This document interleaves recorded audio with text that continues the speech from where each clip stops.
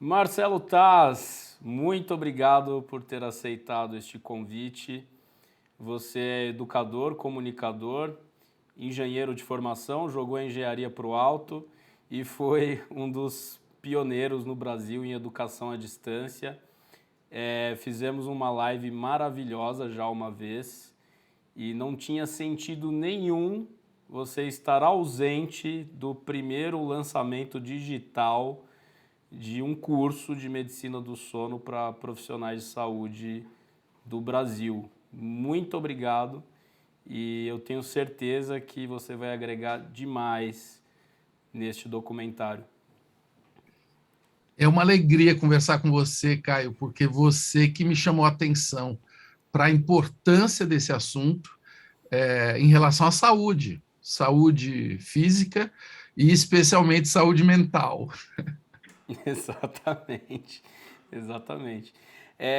A gente tem um gap enorme de formação no Brasil em sono. Isso em todas as graduações da área da saúde, né? Eu mesmo tive uma aula de 45 minutos de medicina do sono na faculdade e eu dormi. Curiosamente, eu dormi.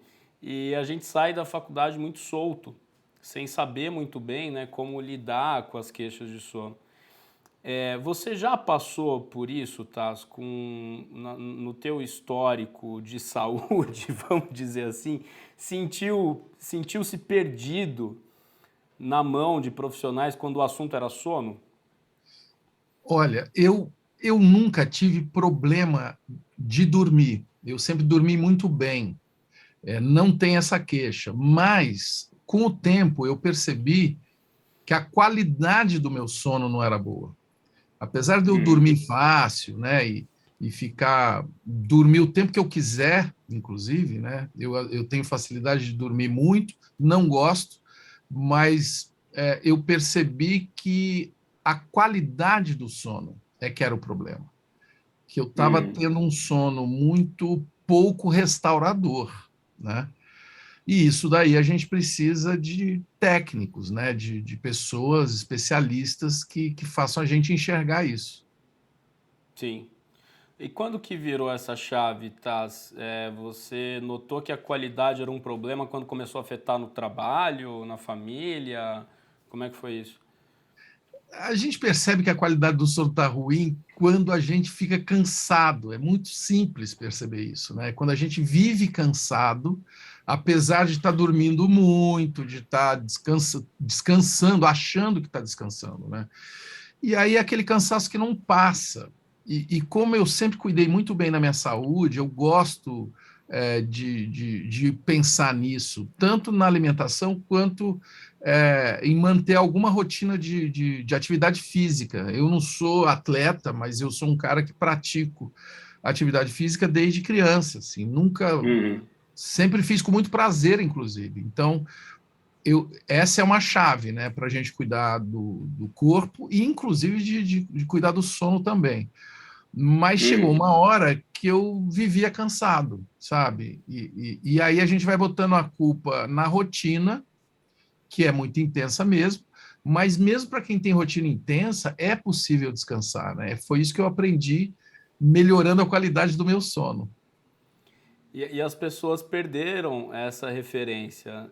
Mesmo com rotina intensa, é possível descansar. Eu acho que principalmente na pandemia. A gente está vivendo aqui no Brasil recordes de ansiedade, de transtornos de sono, principalmente na galera que foi para o home office, né? As pessoas perderam as referências do que é noite, do que é dia, né? A hora de descansar, a hora de comer, a hora de simplesmente não fazer nada, só respirar, né? As pessoas não estão respirando. Você tem percebido isso nos teus amigos? As pessoas falam isso com você? As pessoas falam bastante. E a pandemia eu gosto de ver como uma oportunidade de colocar uma lente de aumento, sabe?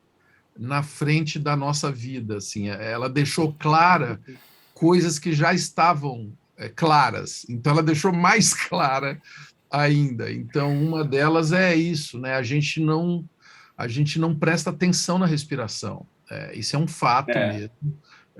E eu, como todos, sempre tive muita dificuldade com isso.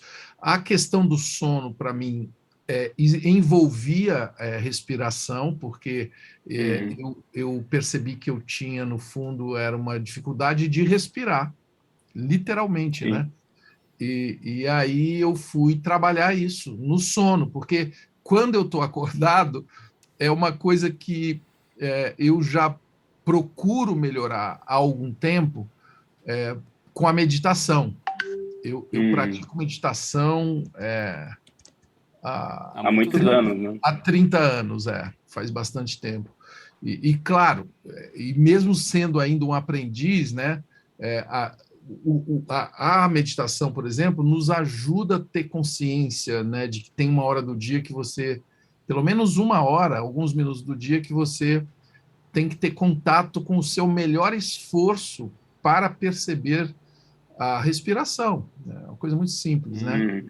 Mas a Uhum. gente é difícil a gente arrumar 5 minutos, né? E respirar à noite é diferente de respirar de dia. Você passou a respirar melhor à noite também. E isso mudou tudo. Mudou tudo. Veja bem, você está falando uma coisa que parece é, pequena, mas é um terço da vida, né? Eu não estava Exatamente. respirando bem em um terço da minha vida. E aí sim, com auxílio, né, dessas técnicas de ver qual era a gravidade dessas interrupções de respiração, né, no meu caso, qual era a gravidade desse cansaço, o quanto que Uhum. eu não estava me descansando e tal, me Uhum. ajudou a me alinhar com o sono e com os sonhos, que é outra coisa É, fantástica, né? você voltou a sonhar depois que voltou a respirar à noite? Voltei a sonhar melhor, digamos assim, mesmo quando é pesadelo. Até o pesadelo ficou mais agradável. Não, agradável não, mas ficou uma coisa muito importante, ficou mais consciente, né? Sim. E aí eu acabei adquirindo um hábito que eu conservo, que é anotar os sonhos. É, Hum, Logo que eu saio daquela zona, né, do sono, quando você acorda, é a melhor hora, né, para sim. fazer isso. E acabei me interessando, inclusive, por alguns neurocientistas, né, que estudam esses fenômenos, né. Eu estou falando do sonho mesmo, o caso Sim. do Siddhartha Ribeiro, né, que tem um livro, Fantástico. O Oráculo da Noite, né, que é Uhum. muito focado no sonho, né, até como um oráculo, como o próprio título diz, né, de É. você conseguir enxergar coisas, não para prever o futuro, mas para você poder se conhecer melhor. Essa é É. uma prática muito valiosa. Isso que você falou é interessantíssimo, porque é algo que nós descobrimos há pouco tempo. As interrupções de fluxo de ar no período noturno roubam o sonho das pessoas, né? É, e eu vou até um pouco mais longe, tanto do ponto de vista da neurociência, né? Se você tem interrupções muito graves, o teu sono REM ele é roubado, né, de você, então a probabilidade de você sonhar ela fica cada vez menor. E se você não dorme direito, você não acorda bem para executar os seus sonhos que você tem na tua vida, né?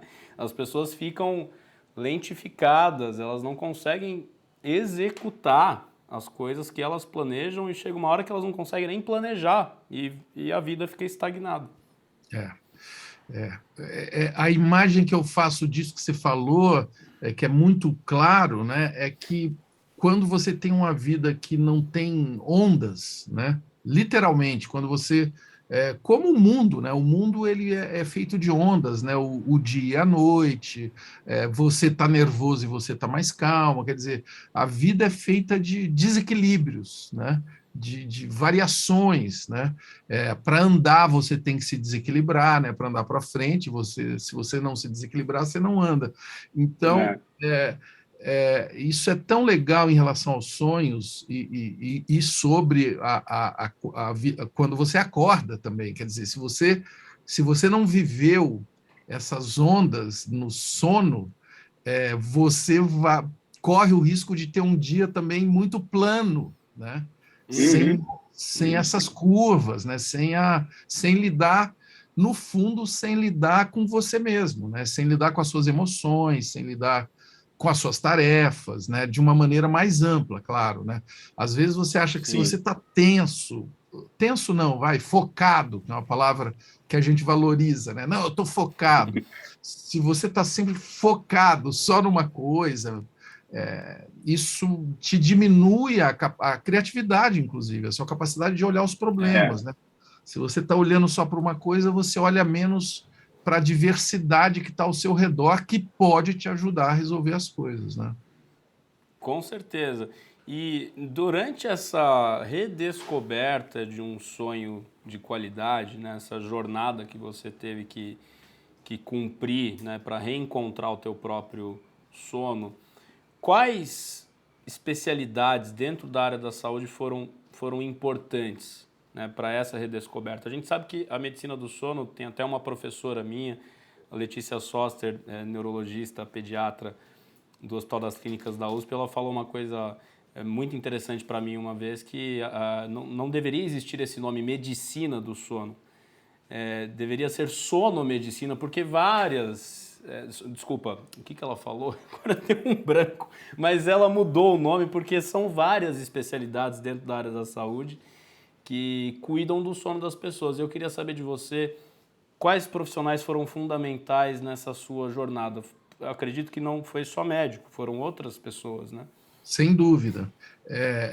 Eu tenho um histórico até curioso, porque eu tive um contato precoce com a história de medir o sono, só que era numa época, como eu sou muito velhinho, foi numa época que a gente era praticamente torturado, né, com muitos fios. A gente tinha que dormir num lugar específico e tal, um lugar muito bem cuidado, inclusive, mas que o desafio maior era você conseguir dormir amarrado daquele jeito, né? Mas mesmo esse exame, que eu não considerei, ele foi muito preciso, mas eu, Uhum. talvez, para enganar eu mesmo, por preguiça, eu não resolvi considerar isso. Até quando eu te conheci, quer dizer, eu te conheci Uhum. profissionalmente, e já que a gente se conhece, né, da família toda, eu descobri que existem exames muito mais simples Uhum. e foi o que a gente fez. E aí confirmou o mesmo resultado, né? Que O você exame já que sabia. eu já sabia há anos, que eu já sabia há anos.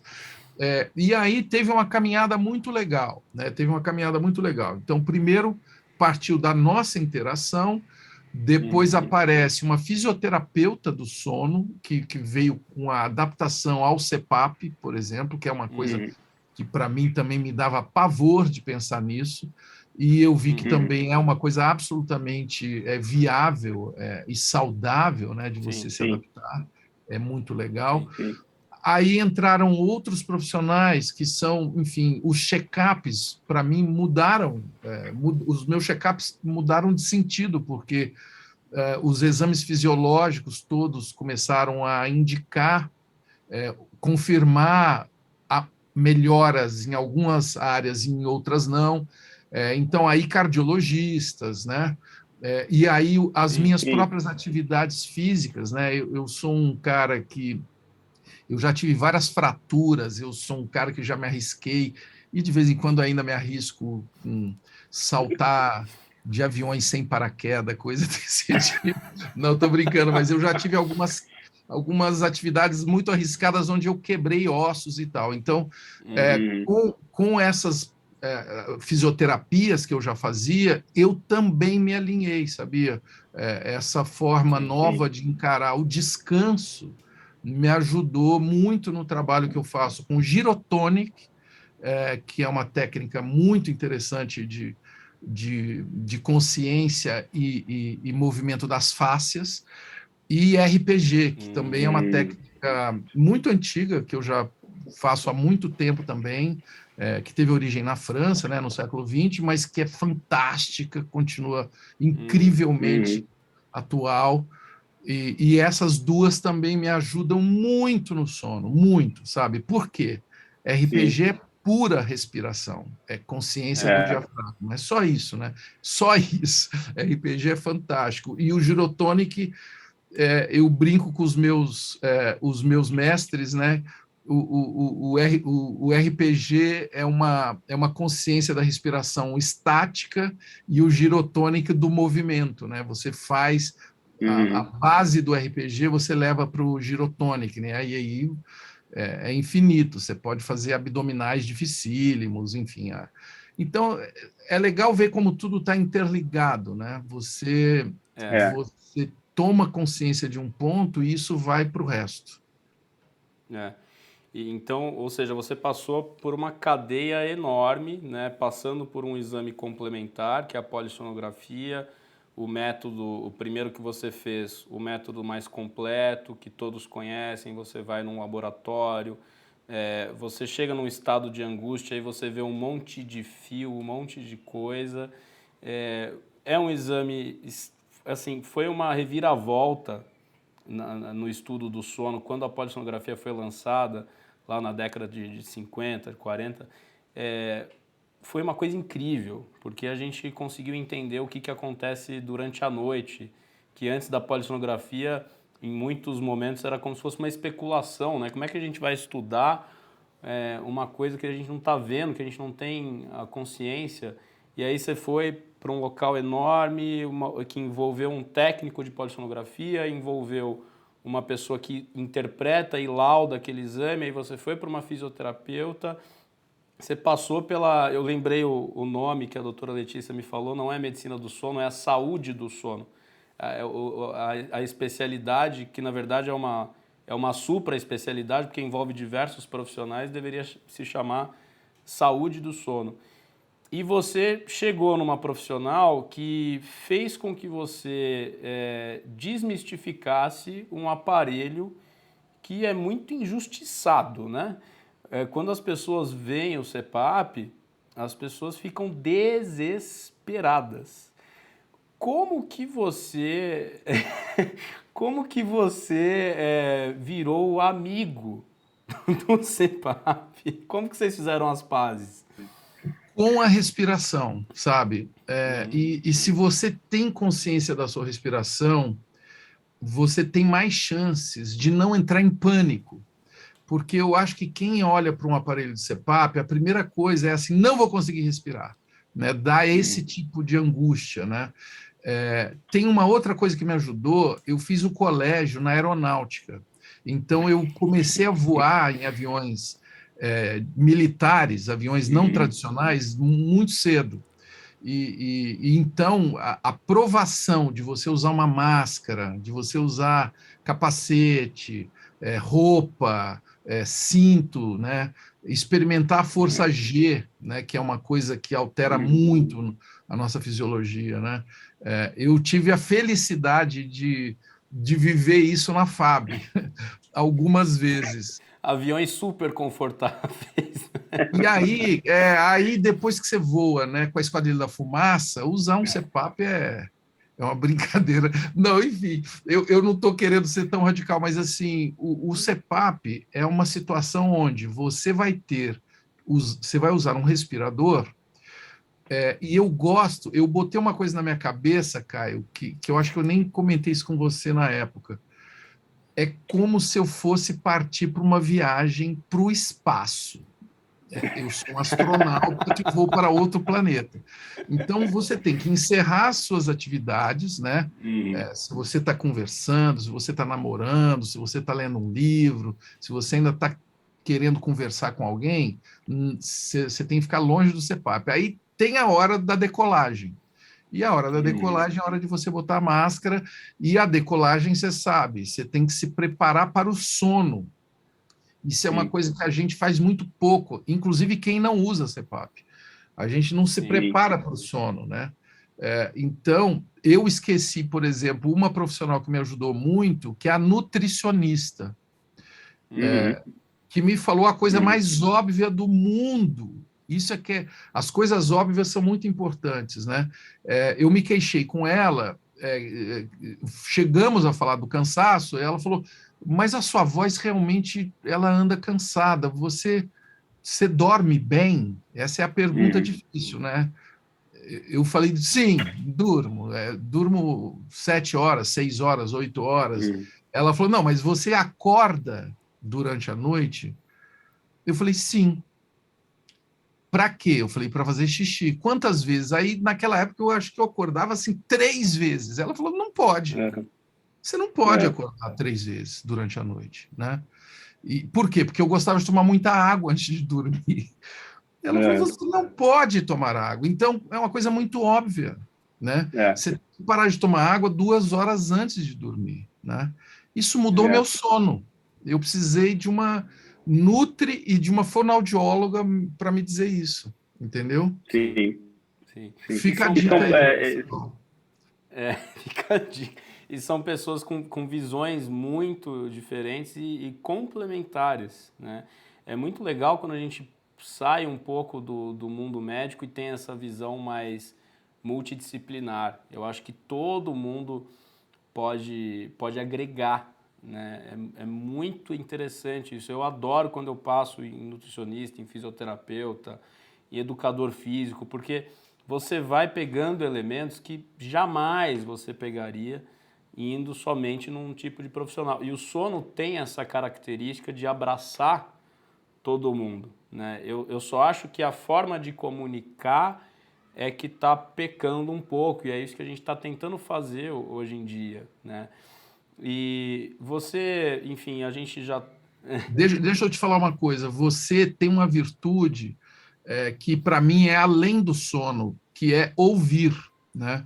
E a medicina, né? Não só a medicina, mas várias outras atividades do mundo antigo, vamos chamar assim, quando a pessoa ganha uma autoridade, ela começa a ouvir menos, entendeu?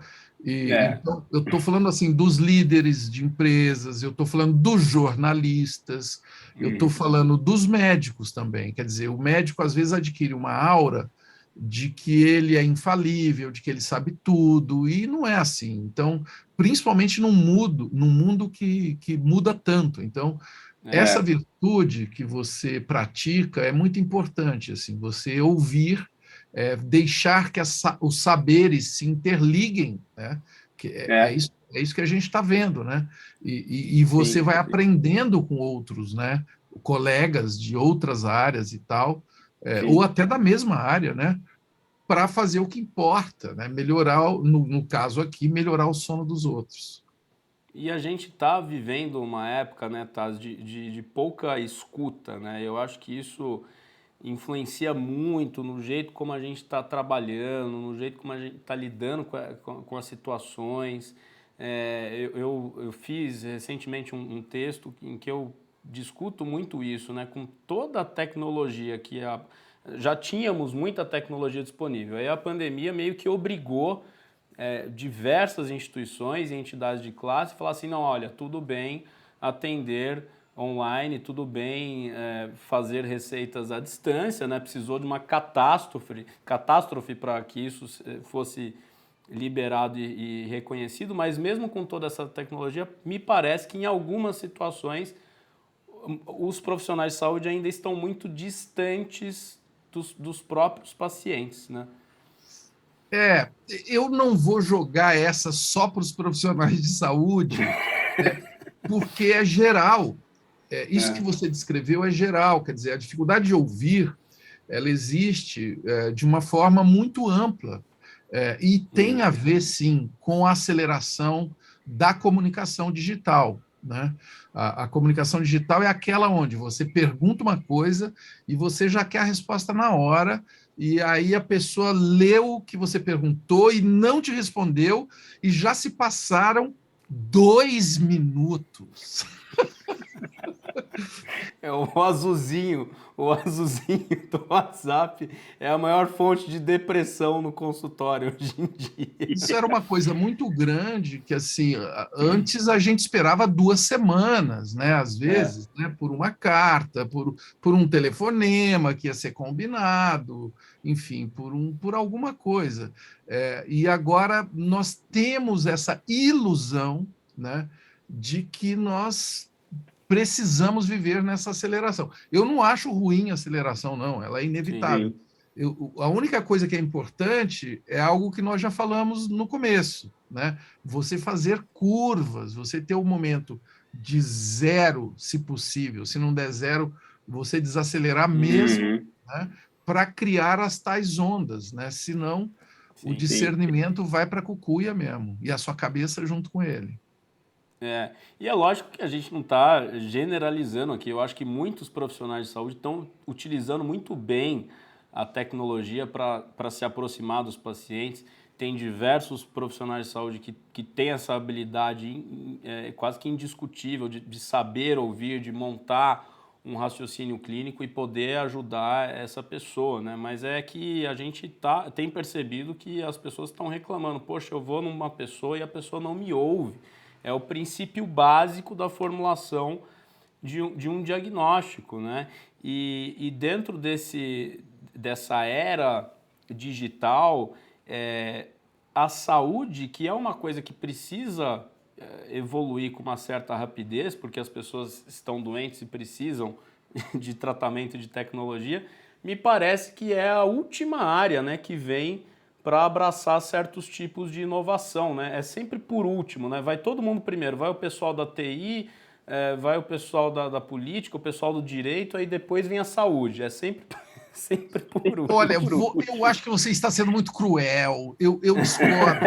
Eu discordo. Sabe por quê? Para mim, a medicina ela está no centro dessa transformação, Uhum. principalmente na pandemia, a telemedicina, né? Uhum. O quanto que foi eficiente, de uma forma, falando, obviamente, de uma maneira ampla, mas o quanto que, se não Uhum. existisse isso aqui que nós estamos usando, a gente teria ido para as cucuias mesmo. Então, a medicina sempre esteve na ponta dos avanços tecnológicos. Eu lembro que quando eu fraturei os meus pés, o raio-x era muito precário, entendeu? Eu fiz um check-up recentemente e fiz lá as leituras de scanner. Pô, eu nunca vi o meu pé de um jeito tão lindo, né? Parecia que eu estava vendo o Avatar, né? Eu estava vendo assim um game em 3D e tal. Então a medicina ela tem isso. Agora, o grande desafio para os profissionais de saúde é o relacionamento humano. E isso você apontou muito bem, quer dizer, você saber usar todo esse ferramental e se lembrar de que o que importa é o cara que está na sua frente, né? Isso daí, esse desafio aí, todo mundo vai ter que encarar. E aí Sim. todas as profissões estão envolvidas, sabe? Na comunicação, por exemplo, né? Eu sou de uma geração que a gente falava na televisão e não tinha, você não era atingido pela resposta do público, né? E o mundo digital colocou uma outra situação, tá? E eu acho que é uma oportunidade não só para comunicadores, né? Aliás, qualquer profissional hoje virou um comunicador, né? Como é o seu caso, por necessidade. Todo mundo hoje fala para uma câmera, né? As nossas tias, as nossas avós, os nossos pais, gente que não queria, inclusive, falar para a câmera, falava que era tímido, né? Hoje está procurando ferramentas para usar bem a comunicação, o que está certíssimo, né? Porque tem o primeiro mandamento da comunicação não é o que eu estou te falando, Caio, é o que você está ouvindo. Uhum. E para eu saber o que você ouviu do que eu falei, eu vou precisar interagir com você, eu vou ter que ver o resultado dessa conversa, a continuação dela, eu vou ter que estar atento a ela o tempo todo, ou seja, estamos falando de aprender a ouvir. É Sim. uma virtude, é uma técnica que todos nós hoje temos que praticar. Sim. Taz, você tem uma formação acadêmica muito sólida, passou por instituições muito tradicionais e produz cursos, é educador, renovou muitos jeitos, né, de fazer educação. Você acha que as instituições mais tradicionais, elas, em que sentido elas precisam se renovar? Quais são esses principais desafios, né? Porque elas continuam formando muita gente, mas você acha que elas estão preparadas para esse monte de mudança que a gente está vivendo hoje em dia? Ninguém está preparado. Ninguém está preparado. Quem disser que está preparado está mal informado, né? Ou está iludido. Ninguém está preparado. A gente tem que partir daí. Agora, instituições que são sólidas, né, que detêm uma história, elas estão numa posição muito favorável para a transformação digital, porque a transformação digital ela gera muito ruído, né? Muita desinformação pelo próprio volume, né? Eu não estou nem falando de quem fica criando fake news, não estou falando de quem tenta atrapalhar intencionalmente, não. Eu estou falando da própria natureza da comunicação digital. Ela é exponencial, ela gera muito ruído por conta do volume gigante de informação. Quem tem história, quem tem uma caminhada sólida, consistente, cuidadosa, tem muita chance nessa transformação se tiver humildade para indexar o que aprendeu e colocar à disposição, né? Você jogar isso numa rede e ouvir o resultado. Essa que é a equação que eu defendo, né? Você conseguir gerar os pontos, né, os seus pontos, porque é bom a gente lembrar que inteligência é a capacidade de interligar pontos, né? Eleger os pontos que são importantes. E quando você faz isso numa rede aberta, com um potencial gigantesco de cérebros, né, que estão estudando a mesma coisa, como o sono, por exemplo, se você faz isso de uma maneira consciente, generosa, ética, transparente, sedutora também. Você tem que traduzir isso de uma forma que as pessoas possam entender o que você está falando. E, sobretudo, quando você se coloca com a disposição de aprender, né? Eu aprendi isso aqui e você, o que você acha disso? Para onde vamos juntos nesse aprendizado? É aquela palavra que se usa muito e que talvez por ser muito usada a gente acaba não valorizando, que é colaboração. Eu concordo plenamente com você. Eu acho que essa transformação, ninguém está preparado e a gente vai aprendendo na prática, né? É uma coisa diária. A cada minuto você está aprendendo alguma coisa. Taz, que recado que você daria para um acadêmico de alguma graduação de saúde que vai se formar esse ano?